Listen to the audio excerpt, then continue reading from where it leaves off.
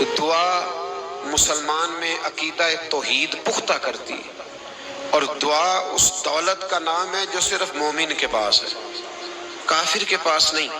نبی پاک علیہ السلام نے فرمایا الدعاء صلاح المومن، دعا مومن کا ہتھیار ہے، کافر کے پاس یہ ہتھیار نہیں ہے۔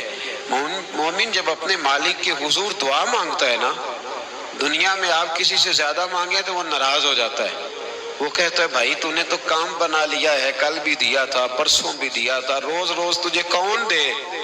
میرے نبی پاک علیہ السلام نے فرمایا جو اپنے رب سے زیادہ مانگتا ہے رب اس سے زیادہ راضی ہوتا ہے، زیادہ راضی ہوتا ہے۔ اب دعا مخصوص اوقات نہیں دعا کے، فرمایا اذا دعان، جب بھی دعا مانگو گے تمہارا رب تمہاری دعا کو، جب بھی دعا تو دعا کرتے رہنا چاہیے، ہر وقت دعا میں بندہ شامل رہے، اللہ کے ذکر میں شامل۔ یہ جو قرآن مجید نے کہا نا یا ایھا الذین آمنوا اذکروا اللہ ذکرا کثیرا، اے ایمان والو اپنے رب کا ذکر کثرت سے کرو، وسبحوہ بکرۃ واصیلا، اور صبح و شام اسی کی پاکی بیان کرو۔ تو اس سے مراد یہ نہیں ہے کہ تسبیح لے کے سارا دن مسجد میں بیٹھے رہو اور کام کوئی نہ کرو، بلکہ اس کا مطلب یہ ہے کہ روٹی شروع کرو تو اللہ کے نام سے، اختتام کرو تو اللہ کے نام، سو جاؤ تو رب کا نام لے کے، سویرے اٹھو تو اللہ کا نام لے کے، جب تمہیں کوئی چیز اچھی لگے تو ماشاءاللہ کہو، جب کوئی مصیبت آئے تو کہو انا للہ و انا الیہ راجعون۔ تو سارا دن اللہ کا ذکر جاری رہے گا۔ نبی پاک صلی اللہ علیہ وسلم نے مسلمان کو ایک دوسرے سے ملنے کا طریقہ بتایا۔ مصیبت آئے تو کیا کہنا ہے؟ صرف فوتگی پہ نہیں کہنا، اس کی وضاحت کر دو۔ کوئی بھی الذین اذا اصابتہم مصیبہ، جب بھی کوئی مصیبت آئے، اللہ کے بندے کہتے ہیں ہم اللہ کی طرف سے آئے ہیں اور اللہ کی طرف ہی ہم نے لوٹ جانا۔ تو میرے عزیز ہر وقت اللہ کا ذکر جاری رہے گا، ہر وقت زبان پہ رب کریم کا۔ دیکھیں نا نبی پاک علیہ السلام نے ہمیں ملاقات کا طریقہ بتایا۔ ایک صحابی آئے تو انہوں نے آ کے کہا السلام علیکم، نبی پاک علیہ السلام نے فرمایا رب تعالیٰ نے اسے 10 نیکیاں عطا فرمائی ہیں۔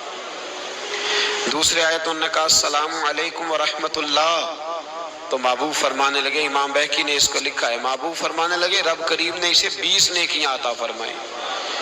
ایک اور آئے، عرض کیا السلام علیکم ورحمۃ اللہ وبرکاتہ، محبوب فرمانے لگے اللہ نے اسے 30 نیکیاں عطا فرمائی۔ اچھا اس کا مطلب کیا ہے؟ السلام علیکم، تم پر سلامتی ہو، سادہ ترجمہ یہ ہے کہ تم سلامت رہو، تم سلامت رہو، ورحمۃ اللہ وبرکاتہ، تم پر اللہ کی رحمت بھی ہو اور اس کی برکتیں بھی ہو۔ وہ کیا کہتا ہے؟ وہ کہتا ہے وعلیکم السلام، تم پر بھی سلامتی ہو، ورحمۃ اللہ وبرکاتہ، اللہ کی رحمت ہو اور اس کی۔ یہ جو مسنون دعائیں ہیں نا جو حضور نے ہمیں دعائیں سکھائی ہر موقع پہ، ان کا کمال دیکھیے۔ اب ایک مسلمان نے آتے کہا السلام علیکم، اس کا مطلب کیا ہے؟ تم پر۔ اب وہ جھگڑا کرے گا اسے مارے گا، اس کا مال چھینے گا؟ اس نے تو آتے ہی کہا ہے تم پر سلامتی ہو۔ تو جو سلامتی کی دعا دینے والے ہیں وہ جیب تھوڑی کاٹیں گے، وہ غبن تھوڑی کریں گے، ڈاکہ تھوڑا ڈالیں گے۔ اسلام نے لفظ ہی وہ سکھایا ہے کہ فرمایا جب تم نے ملنا ہے تو تم نے دعائیں کرنی ہیں ایک دوسرے کے لیے۔ اب ہمارے ہاں نئے نئے لفظ آ گئے، ٹیلی فون اٹھایا تو کہا ہیلو، اس کا کیا ترجمہ ہے؟ کون ہے؟ اس کا کیا ترجمہ ہے؟ جی جناب، اس کا کیا مطلب؟ ہم نے دیکھا بڑے بڑے سمجھدار لوگ السلام علیکم کی بجائے کہتے ہیں کیا حال ہے؟ بھائی کیا عجیب بات ہے، بھائی کیا حال ہے کا کیا مطلب ہوا؟ وہ بعد میں کرنے کی بات ہے۔ اور کچھ تھوڑا سا جو ادیب ہیں، جو بیچارے حروف کے پیچ و تاب میں رہتے ہیں، وہ کہتے ہیں آداب عرض ہے۔ وہ کیا ہوتا ہے جی؟ اسلام نے دعا سکھائی ہے السلام علیکم، یہ کتنی خوبصورت دعا ہے۔ جب آپ گھر کے اندر داخل ہوئے تو آپ نے دعا دی السلام علیکم، یہ دعا دی آپ۔ ایک صحابی حاضر خدمت ہوئے، عرض کی یا رسول اللہ صلی اللہ علیہ وسلم میرے گھر میں غربت رہتی ہے، کیا کروں؟ نبی پاک علیہ السلام نے فرمایا جب بھی گھر جایا کرنا گھر والوں سے سلام لیا کر، گھر والوں سے کیا کہا کر؟ السلام علیکم، جب بھی گھر جائے۔ یعنی گھر آیا، اب گھر والوں نے بتایا کہ ماچس کی ڈبیا تو لے آؤ۔ اب یہ دکان کونے پہ تھی گھر والے پہ، وہاں سے ماچس کی ڈبیا لے کے واپس گیا تو کہنے لگا السلام علیکم. پھر گھر والوں نے کہا ہو بتانا یاد ہی نہیں رہا، چینی بھی ختم ہو گئی ہے. تو یہ پھر گیا چینی لینے، لوٹ کے آیا تو کیا کہا؟ جب اللہ چاہتا ہے تو کہے، جب اللہ کے رسول چاہتے ہیں تو کہے. اس کا ترجمہ یہ ہے کہ تو کہہ، تو سلام لے. اللہ رسول چاہ رہے ہیں کہ تو سلام لے تاکہ تیرے گھر میں سلامتیاں ڈال دی جائیں. تو فرمایا سلام لینی ہے تو نے، اور ساتھ تو نے اس طرح کرنا ہے کہ 3 دفعہ سورۃ اخلاص کو پڑھنا ہے. امام قرطبی نے اس کو لکھا ہے. اس نے کہا حضور غربت بڑی ہے. غربت بڑی ہے تو کہ وظیفہ بتائیں. فرمایا جب بھی گھر جاؤ سلام لو اور 3 دفعہ سورۃ اخلاص پڑھو. وہ صحابی کہتے ہیں میں پکا ہو گیا. اب وہ کچھ دنوں کے بعد، کچھ عرصے کے بعد، کچھ مہینوں کے بعد واپس آئے تو صحابہ کرام علیہم رضوان فرماتے ہماری خواہش تھی کہ یہ کچھ بیان کرے. اب بتائے جو وظیفہ لے کے گیا تھا اس کا ریزلٹ کیا نکلا؟ کہتے اس نے بڑی حیرت انگیز بات کی. حیرت انگیز عجیب انداز میں. کچھ لوگوں کا دل ہوتا ہے نا کہ مجھے ملے میرے پڑوسی کو نہ ملے، اور کچھ کا دل ہوتا ہے یار مجھے بھی ملا ہے اور الحمدللہ میرے پڑوسی کو ملا ہے. تو صحابی جب حاضر ہوئے تو صحابہ کہتے ہیں ہمیں تجسس تھا کہ یہ کچھ بتائیں. تو حضور نے فرمایا کیا حال ہے تیرا؟ کہا یا رسول اللہ کمال ہی ہو گئی ہے حضور، میں جب بھی گھر جاتا ہوں سلام لیتا ہوں اور 3 دفعہ سورۃ اخلاص پڑھتا ہوں. میں تو امیر ہو ہی گیا ہوں، میرے تو ہمسائے بھی امیر ہو گئے. کتنا پیارا ہے یہ جملہ، کتنا حسن ہے. اتنا اچھا لفظ کسی اور کے پاس ہے ہی نہیں جو الفاظ ہمیں ہمارے رسول نے عطا فرمایا. اس کو اپنائیے، اس کو اپنائیے. یہ الگ بات ہے کہ لوگ مطلب کے لیے سلوٹ کر لیتے ہیں بڑا سارا، لیکن مطلب کے لیے نہیں. جس کو جانے اس سے بھی سلام لیں، جس مسلمان کو نہیں جانتے اس سے بھی. تو نبی پاک نے ہمیں مسنون دعائیں سکھائیں. رات کو جب سونے لگیں اللہ کے رسول صلی اللہ علیہ وسلم نے ہمیں دعا سکھائی. حضور نے فرمایا جب سونے لگو تو مسلم شریف میں فرمایا تم نے یہ دعا پڑھنی اللہم باسمک اموت و احیا. تم نے کہنا اے اللہ میں تیرے نام پر مرتا ہوں اور تیرے نام پر جیتا ہوں. نبی پاک صلی اللہ علیہ وسلم نے ایک حدیث میں فرمایا کہ یہ جو نیند ہے نا یہ موت کی چھوٹی بہن ہے، یہ موت کا ایک حصہ ہے. جس طرح انسان سو جائے تو کوئی خبر نہیں ہوتی کیا ہو رہا ہے، بالکل وہ اٹھا ہے تو اس نے کہا ہو یہ کیا ہوا. سو جاتا ہے نا آدمی، اسے خبر نہیں ہوتی. اوہو میں نے تو 11 بجے اٹھنا تھا، یہ تو 3 بج گئے. اب اسے خبر نہ رہی. سوتے ہوئے لوگ چوری کر لیتے ہیں، بلکہ اس طرح بھی ہوتا ہے کہ آدمی نے گکھڑ اترنا تھا، وہ پنڈی سے آ رہا تھا لیکن وہ سویا ہوا تھا. آنکھ تب کھلی جب کاموں کی آ گیا تھا. اب اس کا اس پر زور ہے تو فرمایا کیا پتا اب تو کھل گئی کاموں کی، جا کے لاہور جا کے کسی جگہ پہنچ کے. تو یہ بھی ممکن ہے کہ کھلے ہی نہ، نیند ہی موت کا سبب بن جائے. تو تو کہہ کے سو کہ یا اللہ تیرے نام پہ سو رہا ہوں. اللہ کس نام پہ سو رہا ہوں یار؟ اگر ہم ان دعاؤں کا حسن سمجھے مت اللہم باسمک اموت و احیا، یا اللہ میں تیرے نام پہ سوتا ہوں اور تیرے نام پر اٹھتا ہوں. گویا کہہ رہا یا اللہ میری نیند بھی تیرے فضل سے ہی ہے، اور اگر آنکھ کھل جائے تو وہ بھی تیرے فضل سے ہی ہے. کتنا اعلیٰ نبی پاک علیہ السلام نے انداز سکھایا. اور پھر بخاری شریف میں حدیث موجود ہے، فرمایا جب اٹھو تو کہو الحمدللہ الذی احیانا احیانا بعد ما اماتنا والیہ النشور.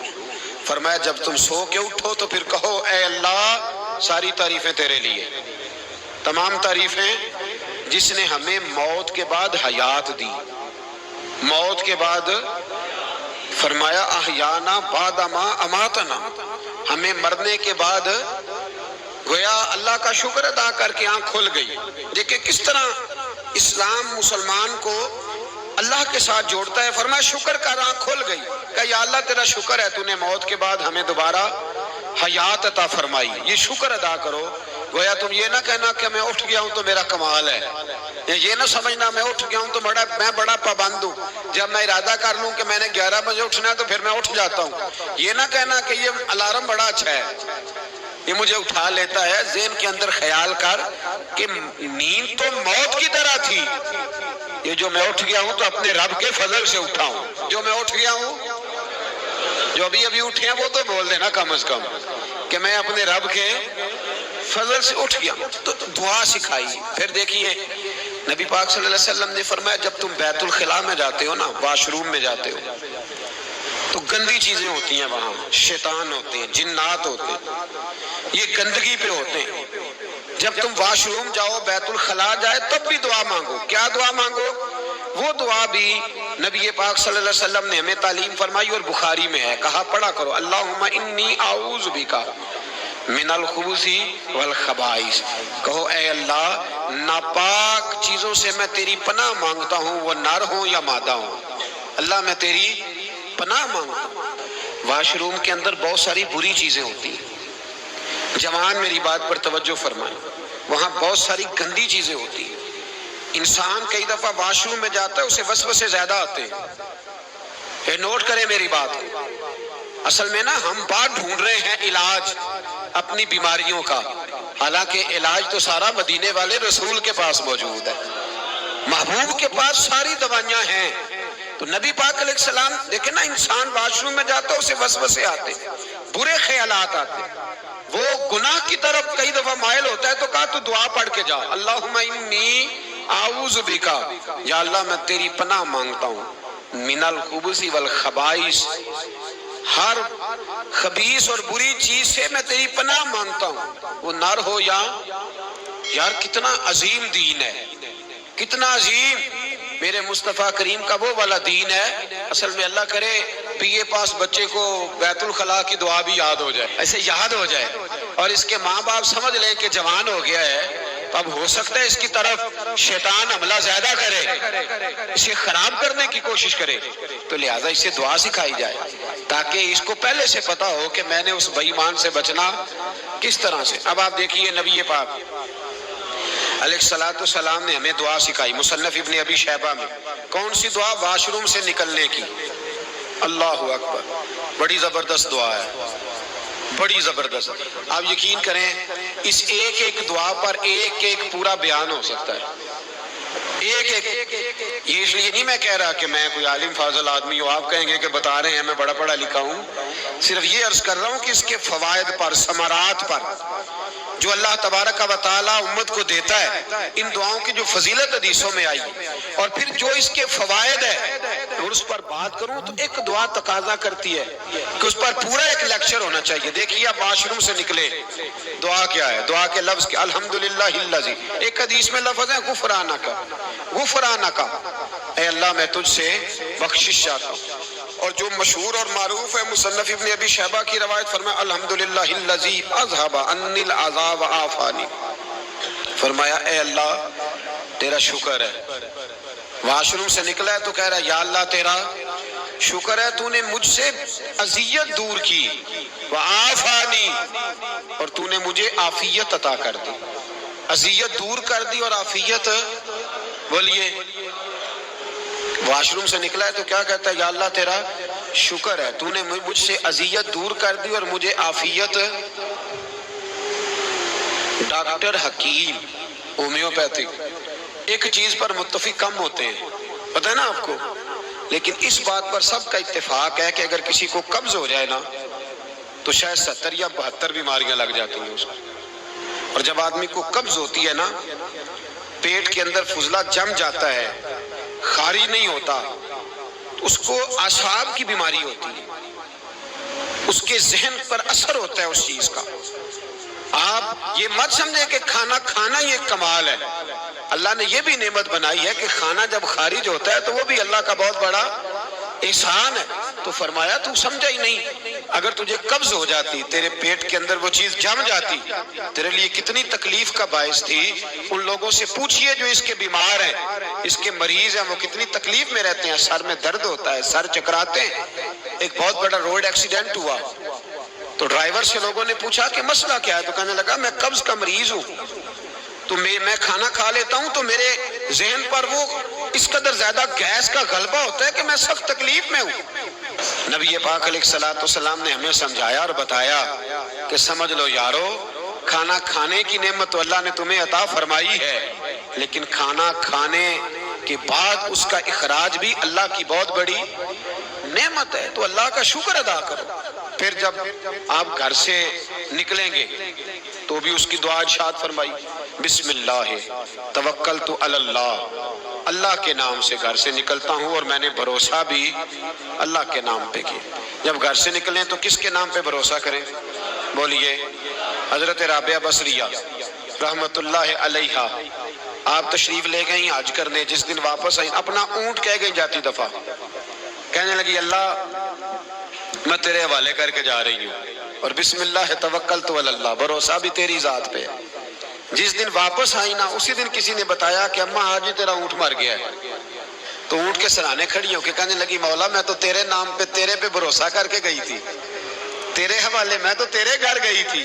تو لوگ کہتے ہیں اماں کے منہ سے لفظ نکلے تو اونٹ زندہ ہو کے کھڑا ہو گیا ہوں۔